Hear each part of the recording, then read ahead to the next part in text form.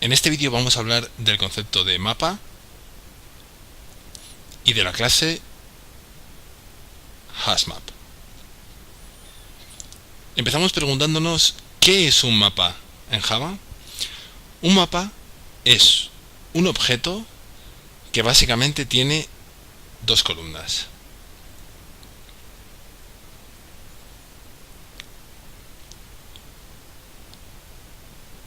Al igual que los ArrayList, nos permite almacenar un número variable de entradas.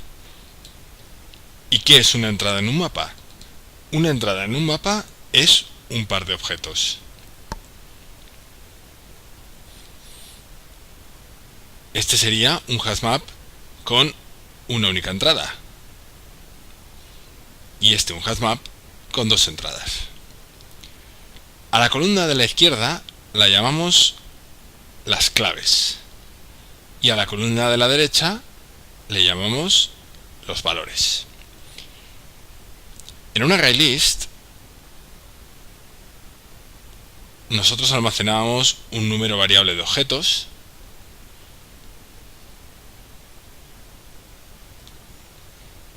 y para acceder a ellos utilizábamos lo que denominamos índices, es decir, la posición que cada objeto ocupaba dentro del ArrayList. En un mapa no existen los índices, sino que para obtener un determinado valor, lo que tenemos que introducirle al mapa es su correspondiente clave. Un ejemplo de mapa que nosotros utilizamos en la vida común es la agenda telefónica de nuestros dispositivos móviles. Nosotros introducimos un nombre y obtenemos el valor asociado a ese nombre, en este caso el número de teléfono. La clase HashMap es una implementación de un mapa en Java. De ahí su nombre, HashMap. Existen otras clases que también implementan mapas de Java. Todas ellas terminan por la palabra map y delante tienen distintos prefijos. Veremos en qué consisten las diferencias entre una y otras más adelante. La clase HashMap es una clase que está disponible en la librería estándar de Java. Si nosotros nos vamos a la documentación, vemos el paquete en el que se encuentra disponible y el nombre de la clase junto con los símbolos menor que y mayor que y k y v. ¿Qué significa esto? Significa que estamos ante una clase parametrizada o genérica. Lo que significa es que en la columna de la izquierda, la de las llaves, o en la columna de la derecha, la de los valores, podemos almacenar objetos de distintas clases.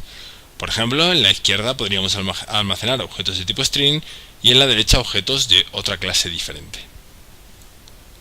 Si echamos un vistazo más a la documentación, nos encontramos con que tenemos un constructor sin parámetros. Si leemos, vemos que la capacidad inicial de ese HashMap es de 16, aunque este dato no nos debe importar demasiado ahora. La idea es que, para nosotros, un mapa permite almacenar un número variable de objetos, el que sea. Inicialmente 16, pero si nosotros le indicamos al mapa que almacene más de 16 objetos, él, por su cuenta, sin que nosotros tengamos que hacer nada más, conseguirá ampliar su capacidad. Por otro lado, dentro de los métodos, destacan sobre todo el método put y el método get. El método put lo que hace es introducir una entrada. Fijaros, tenemos que pasarle un parámetro cuyo tipo de dato es k, asociado con un valor cuyo tipo de dato sube. El método get nos devuelve, una vez que nosotros le pasamos una clave, el correspondiente valor asociado. Vamos a hacer una prueba en BlueJ de un mapa. Lo primero que tenemos que hacer es importar la clase HashMap, que no está disponible en el lenguaje de Java, sino en la librería estándar, y por eso tenemos que importarla. Una vez importado, lo que vamos a crear es una variable local HashMap, y como hemos dicho, al ser una clase parametrizada, tenemos que definir los tipos de dato que va a contener tanto la columna izquierda, la de las claves, como la de la columna derecha, la de los valores. En mi caso lo que voy a hacer es una especie de diccionario. En la columna derecha voy a almacenar una serie de palabras y en la columna izquierda una serie de palabras, en la columna derecha voy a almacenar las descripciones de las mismas. Con lo cual invoco el constructor sin parámetros que había visto en la documentación. Fijaros cómo utilizo la notación diamante. Y ahora lo que voy a hacer es, mediante el método put, introducir valores en mi HashMap. Por ejemplo, amor y su definición.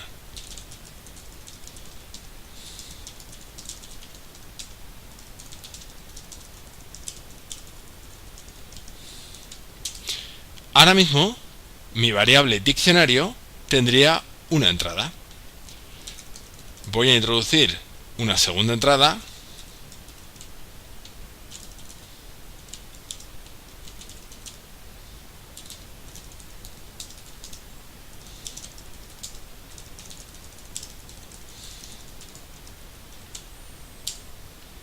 y una tercera.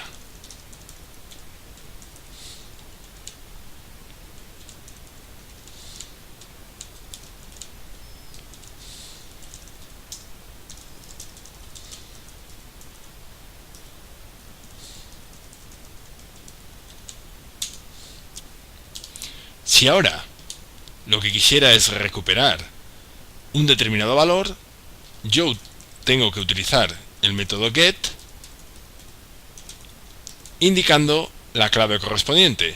Si quiero obtener la definición de nadar, ese sería el método que tengo que utilizar.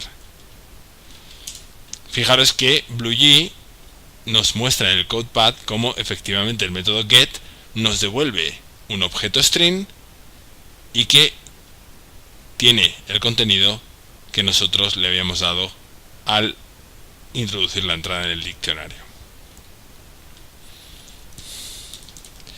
Yo podría, por tanto, guardar eso en una variable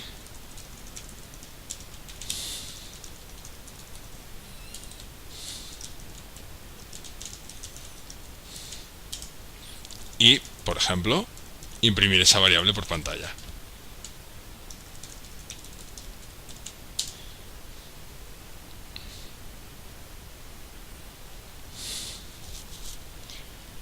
Fijaros que si yo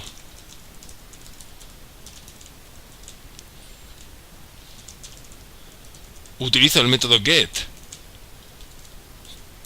con una clave que no existe, lo que sucede es que el método get me devuelve null. Los mapas, y en este caso los HashMap, tampoco están preparados, como habíamos dicho, para funcionar con índices. Un programador no experimentado podría pensar que esta línea va a devolver sentimiento de vivo afecto hacia una cosa o persona. Vamos a comprobarlo. Lo que devuelve es null, ya que lo que hace es buscar una clave que valga 0, la cual no existe. Los mapas, y en este caso concreto los objetos HashMap, son unas estructuras de datos que se utilizan muy comúnmente en programación. En Java, nosotros nos vamos a referir a este tipo de objetos como mapas, pero en otros lenguajes, este tipo de objetos se denominan diccionarios, dado que el funcionamiento es el mismo que el de un diccionario impreso en papel. Buscamos una clave y obtenemos un valor asociado.